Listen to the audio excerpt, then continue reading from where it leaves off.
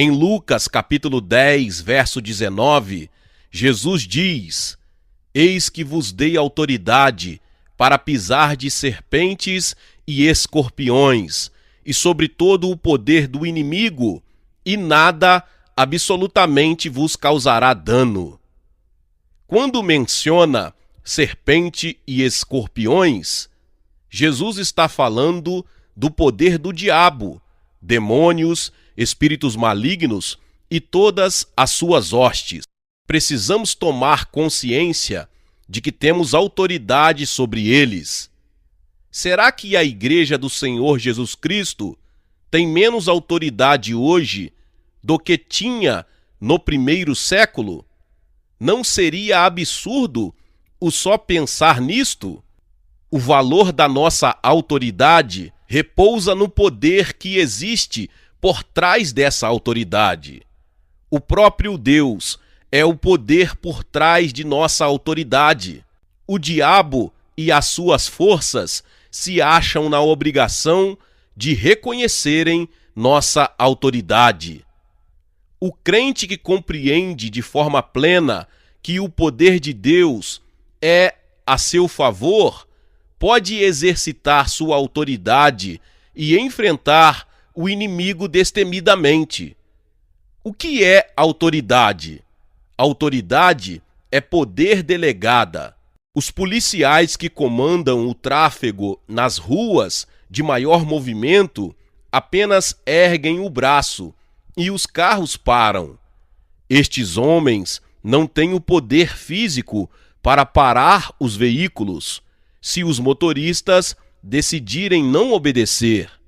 Mas não é de sua própria força que eles se utilizam para parar o tráfego. Eles são fortes na autoridade que lhes é concedida pelo governo a que servem. As pessoas reconhecem essa autoridade e param seus carros. Bendito seja o Senhor! Há uma autoridade que nos é delegada pelo Senhor Jesus Cristo.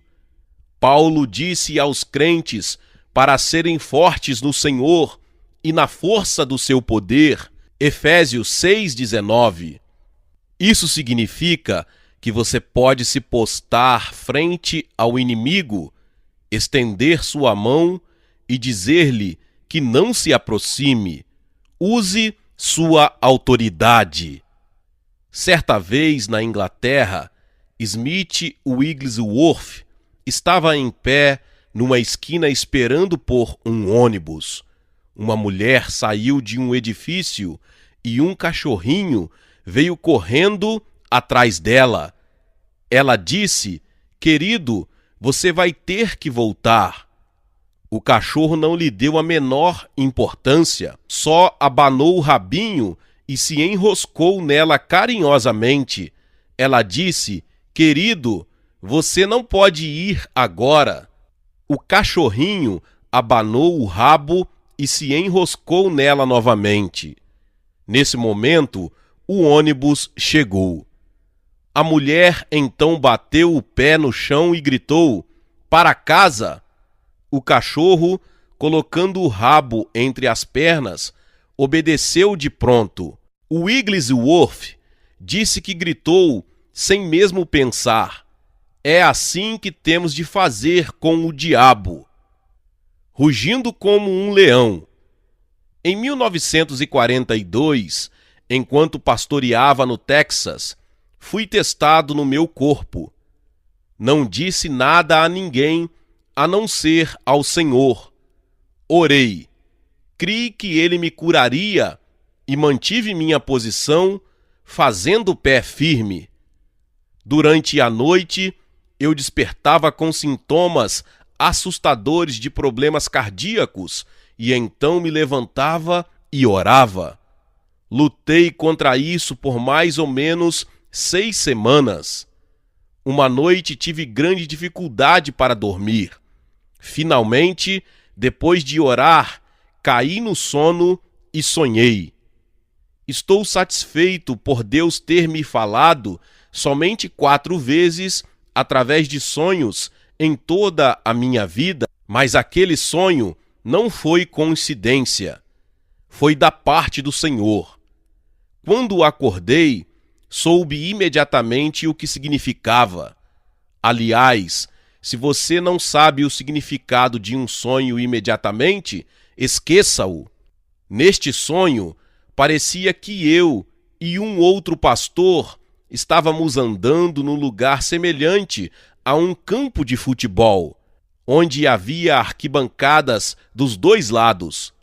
Estávamos andando e conversando quando meu companheiro deu um pulo e exclamou: "Veja!" Virei-me e vi 2 leões ferozes rugindo. O homem e eu começamos a correr. Então parei e disse-lhe que estávamos longe demais das arquibancadas para lá chegarmos em segurança. Não poderíamos escapar daqueles leões. Parei então quase sem fôlego, virei-me e fui ao encontro dos leões. Eles vieram em minha direção rugindo com suas presas à mostra. Eu, tremendo, disse a eles: "Resisto a vocês no nome de Jesus. No nome de Jesus, vocês não podem me ferir." E ali fiquei firme. Eles correram em minha direção, mas como se fossem gatinho, fungando em volta de meus calcanhares, e por fim saíram fazendo travessuras, ignorando a minha presença. Neste momento despertei, sabia exatamente o que Deus estava dizendo. Veio-me a escritura em 1 Pedro capítulo 5, "Sede sóbrios e vigilantes, o diabo, vosso adversário, anda em derredor, como leão que ruge, procurando alguém para devorar. Resiste-lhe firmes na fé." Versos 8 e 9. A batalha física em que estava envolvido terminara ali. Instantaneamente, os sintomas desapareceram e eu estava completamente bem. Fiquei firme, não me rendi, tinha vencido. Efésios 6,10 diz: "Finalmente, irmãos, sede fortalecidos no Senhor e na força do seu poder." Muitas pessoas leem esse verso e pensam que o Senhor está lhes dizendo para serem fortes por si mesmas. Mas a Escritura não diz uma palavra sequer a respeito de ser forte por si mesmo. Diz para ser forte no Senhor. "Não sei se posso ou não conseguir isso", dizem. Certamente você pode, não hesite. Seja forte no Senhor, seja forte na força do seu poder, não na sua própria força ou poder. 1 João 4,4 diz: "Filhinhos, sois de Deus, e já os tendes vencido, porque maior é o que está em vós do que o que está no mundo." Aquele que está no mundo é Satanás, o Deus deste mundo e a cabeça dos principados, poderes e dominadores das trevas deste mundo. Mas o poder que está em você é maior do que o poder que está no mundo, porque o poder que sustenta nossa autoridade é maior do que aquele que sustenta a dos nossos inimigos. Profecia: o Espírito Santo diz: "O poder sobre a terra, investido no nome de Jesus Cristo e obtido por ele através de sua vitória sobre o inimigo, pertence à igreja. Portanto, exercite essa autoridade, pois ela lhe pertence aqui na terra, e assim, em vida, você reinará por Cristo Jesus." A Bíblia diz em Mateus capítulo 28, verso 18, Jesus, aproximando-se, falou-lhes, dizendo: "Toda a autoridade me foi dada no céu e na terra." Quando Cristo subiu aos céus, transferiu sua autoridade à igreja. Ele é a cabeça da igreja e os crentes compõem o corpo. A autoridade de Cristo tem que ser perpetuada através do seu corpo que está sobre a terra. Através de todo o livro de Efésios e em outras passagens nas epístolas, Paulo usa o corpo humano para ilustrar o corpo de Cristo. Cristo está assentado à direita do Pai, o lugar de autoridade, e estamos assentados com ele. Se você tem noções de história, sabe que sentar-se ao lado direito do rei é sinal de autoridade. Morremos com Cristo e fomos ressuscitados com ele. Isso não é algo que será feito por Deus no futuro. Ele já o fez. A maior obra de Deus. Em Efésios capítulo 1, dos versos 18 ao 23, diz assim a palavra do Senhor: tendo iluminados os olhos do vosso entendimento, para que saibais qual seja a esperança da sua vocação e quais as riquezas da glória da sua herança nos santos, e qual a sobreexcelente grandeza do seu poder sobre nós, os que cremos, segundo a operação da força do seu poder, que manifestou em Cristo, ressuscitando-o dos mortos e pondo-o à sua direita nos céus, acima de todo o principado e poder e potestade e domínio e de todo o nome que se nomeia, não só neste século, mas também no vindouro, e sujeitou todas as coisas a seus pés, e sobre todas as coisas o constituiu como cabeça da igreja, que é o seu corpo, a plenitude daquele que cumpre tudo em todos. Observe especialmente o versículo 19. E qual a sobreexcelente grandeza do seu poder sobre nós, os que cremos segundo a operação da força do seu poder. Em outras palavras, houve um tal transbordamento do poder de Deus ao ressuscitar Cristo dentre os mortos, que esta foi de fato a obra mais poderosa de Deus até então registrada. Satanás e suas hostes se opuseram à ressurreição, sendo, entretanto, confundidos e derrotados por nosso Senhor Jesus Cristo, que se levantou dentre os mortos, subiu ao céu e agora está assentado à mão direita do Pai, acima de todos eles. Lembremo-nos de Colossenses 2,15, e despojando os principados e as potestades, publicamente os expôs ao desprezo, triunfando sobre eles na cruz, na sua morte, sepultamento e ressurreição. Estes são os mesmos poderes demoníacos com os quais temos de lidar, mas graças a Deus, Jesus os derrotou. Outras traduções dizem: reduziu-os a nada ou paralisou-os. Nos tempos antigos, os reis vitoriosos, trazendo consigo os cativos, desfilavam, mostrando-os publicamente.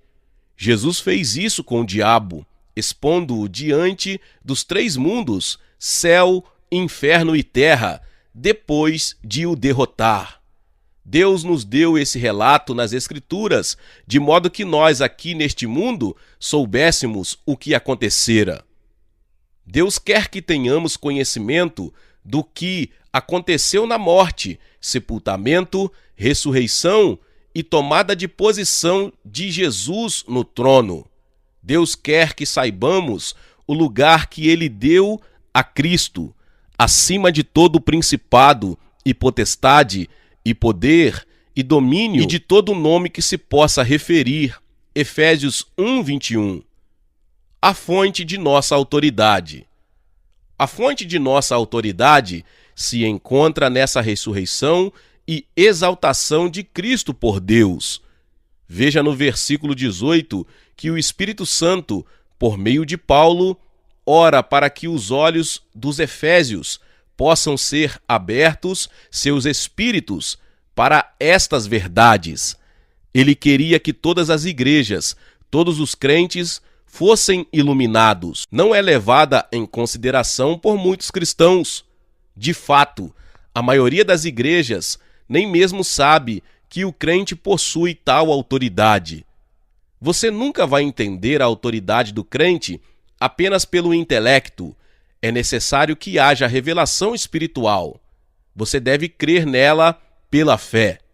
Em Efésios capítulo 2, dos versos 1 ao 7 diz: E vos vivificou, estando vós mortos em ofensas e pecados, em que noutro tempo andaste segundo o curso deste mundo, segundo o príncipe das potestades do ar, do espírito que agora opera nos filhos da desobediência, entre os quais todos nós também antes andávamos nos desejos da nossa carne, fazendo a vontade da carne e dos pensamentos, e éramos, por natureza, filhos da ira, como os outros homens. Mas Deus, que é riquíssimo em misericórdia, pelo seu muito amor com que nos amou, estando nós ainda mortos em nossas ofensas, nos vivificou juntamente com Cristo, pela graça sois salvos, e nos ressuscitou juntamente com Ele, e nos fez assentar nos lugares celestiais em Cristo Jesus,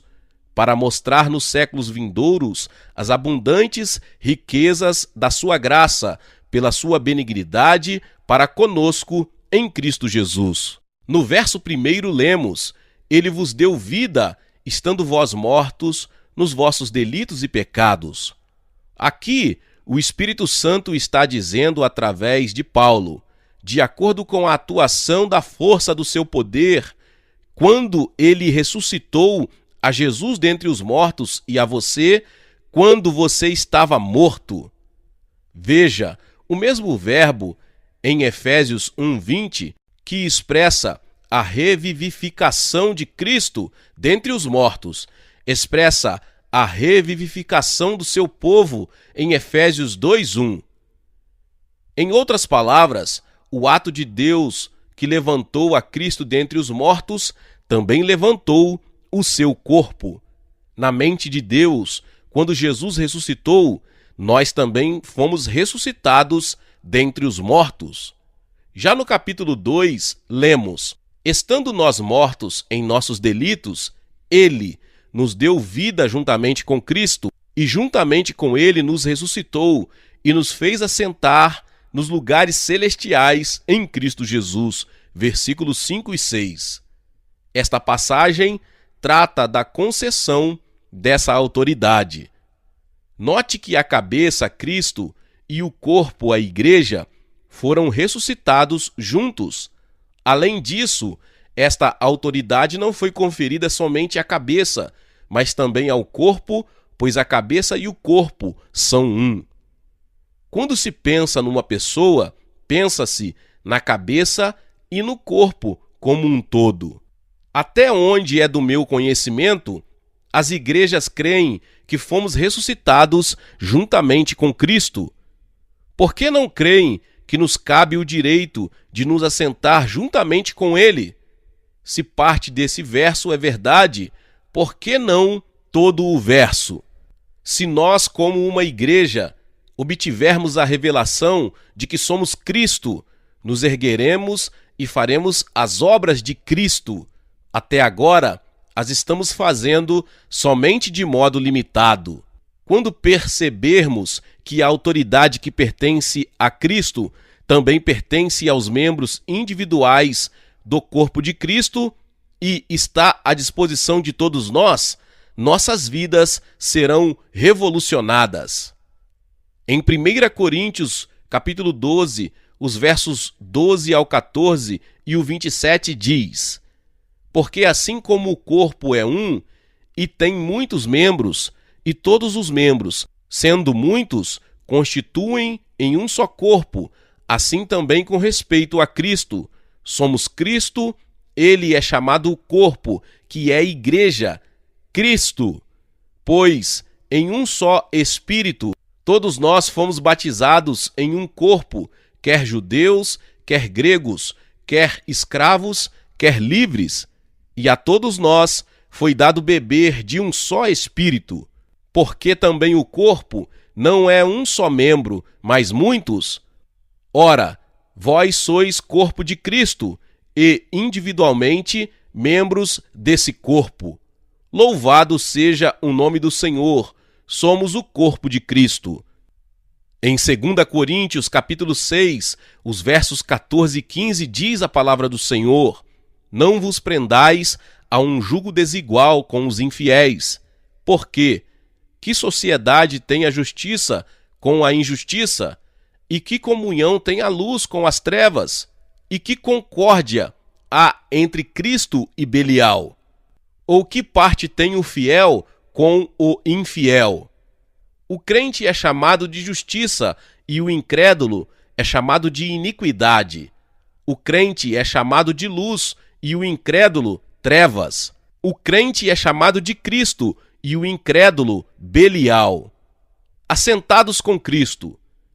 1 Coríntios, capítulo 6, verso 17, diz: mas aquele que se une ao Senhor é um espírito com ele. Somos um com Cristo. Somos Cristo. Estamos sentados à destra da majestade nas alturas.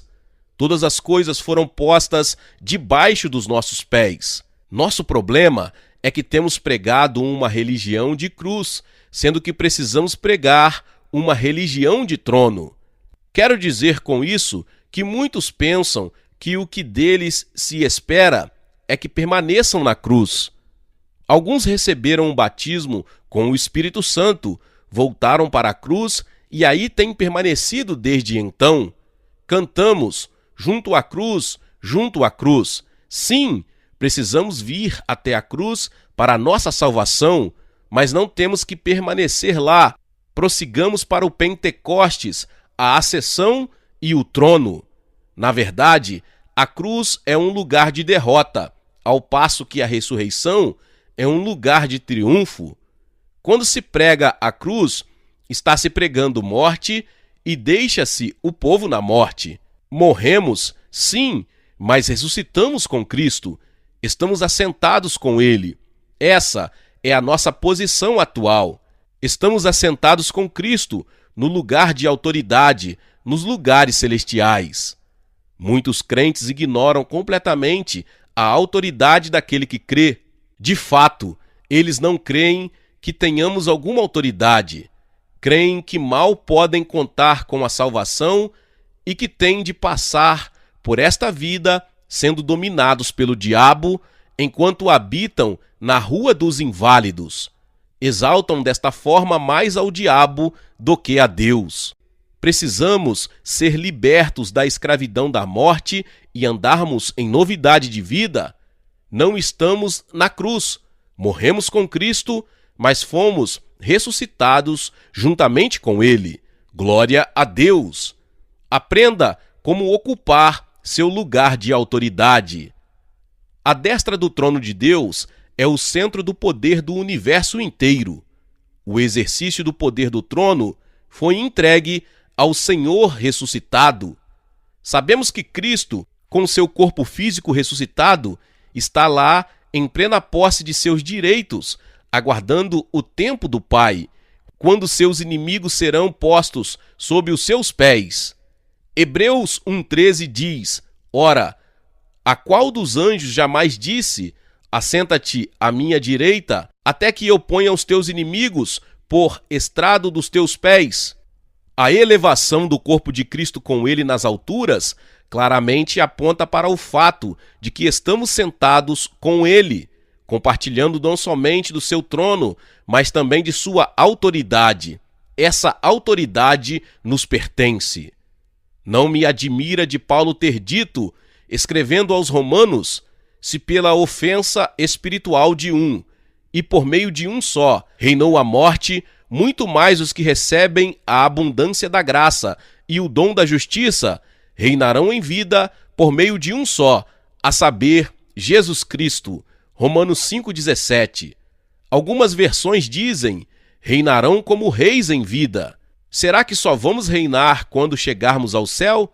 Não! Vamos reinar como reis em vida, através de Jesus Cristo. Isto é autoridade, não é mesmo? Não importa o que dissesse o rei, seria a lei. Ele era a autoridade máxima.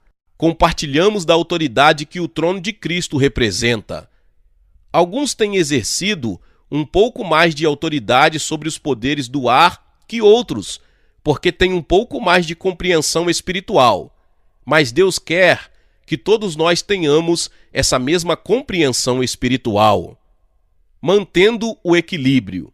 O Espírito Santo pediu ao Pai, por meio de Paulo, que todos pudéssemos ter sabedoria, entendimento e autoridade sobre os poderes demoníacos e os problemas que criam através de sua constante manipulação das mentes dos homens. Parece ser a coisa mais difícil do mundo a igreja manter-se equilibrada. Você pode tomar qualquer assunto, inclusive a autoridade do crente, esgotá-lo ao ponto máximo, e então prejuízo e falta de bênção é o que se terá. Nos Estados Unidos, um homem cujo apelido era Pai Divino tinha sido salvo e cheio com o Espírito Santo. Esta fora uma experiência autêntica em sua vida. Então começou a estudar estas mesmas escrituras que temos estudado. Ele raciocinou: se estamos em Cristo, então eu sou Cristo. Cristo é Deus, então eu sou Deus. Ele fundou uma seita que se tornou muito popular. O povo lhe prestava adoração. É fácil cair nas valas laterais da estrada, a vala do excesso, do entusiasmo descomedido e do fanatismo. Caminhemos pelo meio da estrada e mantenhamos o equilíbrio. John Alexandre Douvier, um escocês que recebeu uma revelação sobre cura divina enquanto exercia seu ministério no final do século passado na Austrália, atravessou o oceano por muitas vezes durante a vida. Ele enfrentou muitas tempestades, mas todas as vezes fazia o mesmo que Jesus, repreendia a tempestade e ela sempre cessava. Não deveríamos ficar admirados, porque Jesus disse: aquele que crê em mim fará também as obras que eu faço, e outras maiores fará, porque eu vou para junto do Pai. João 14:12. Alguém perguntará o que serão maiores obras. Bem, vamos realizar primeiro as obras que Jesus fez e só então pensemos nas obras maiores. Jesus não disse que apenas uns poucos escolhidos fariam essas obras. Ele disse que aqueles que creem nele as fariam. À medida que estudarmos o que a palavra de Deus ensina e educarmos nosso espírito acerca da autoridade do crente, creio, seremos habilitados a andar nesta grande verdade mais e mais. Meus irmãos e irmãs, que palavra poderosa! Talvez você chegou aqui pela primeira vez e ainda não se inscreveu aqui no canal, tá bom? Eu convido você a se inscrever aqui no canal e ativar o sininho das notificações. Quando você tocar no sininho, você vai ver a palavra todas. Clica na palavra todas, porque todas as vezes que liberarmos os próximos vídeos, você será notificado, notificada, tá bom?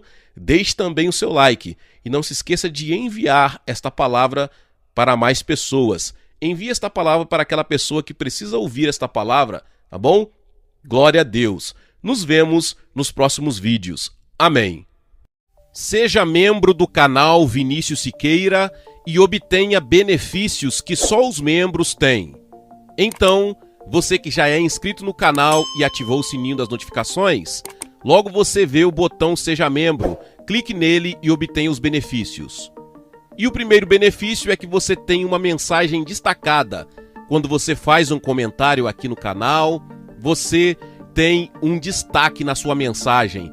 E isso é muito importante porque você mostra para os outros que você apoia este canal. E outro benefício que você tem é que você pode compartilhar os devocionais diários, que são 365 devocionais, que são postados todos os dias aqui no canal. Existe um grupo específico e a pessoa recebe um link que é direcionado para o grupo. E nesse grupo você tem todos os devocionais de todos os dias do mês, que você recebe logo pela manhã, e você tem o benefício de compartilhar esses devocionais com os seus contatos. Esse benefício é apenas para os membros.